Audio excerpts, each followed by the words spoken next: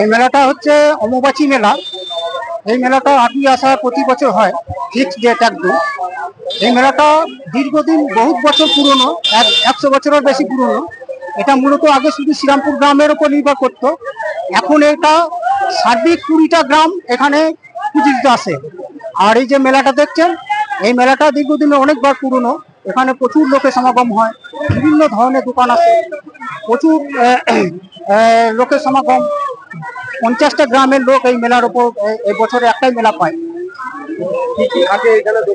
এই মেলায় নাগরদোলা আছে, কাঠের দোকান আছে, আপনার মনোহারি স্টেশনারি মানে খাবারের দোকান, মানে যাবতীয় একটা মেলায় যত রকমের দোকান থাকে এখানে সবই আছে। এই মেলাটা 8ই আষাঢ় শুরু হয়েছে, 10ই আষাঢ় পর্যন্ত আমাদের প্রশাসনিক পারমিশন আছে।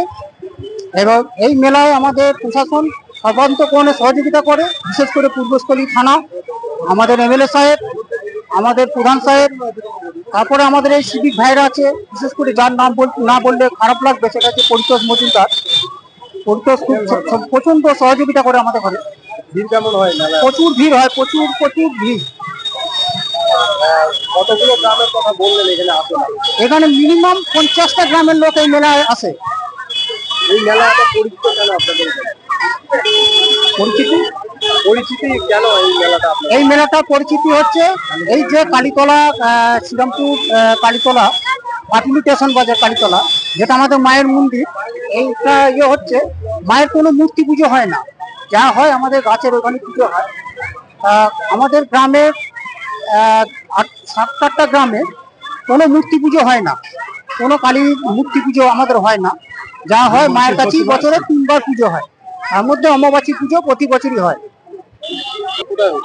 এই মেলাটা আগে এখানেই হতো, মেলাটা একটু একটু সরতে সরতে এই জায়গায় চলে এসছে। আগে দোকানপাট কেমন দেখতে? আগে দোকানপাট এত এত বড় হতো না, তবে হতো। তবে এখন মেলা অনেক বড় হচ্ছে, আগামী দিনে আরো বড় হবে। প্রশাসনিক নিরাপত্তা রয়েছে? হ্যাঁ, প্রশাসনিক নিরাপত্তা প্রচন্ড।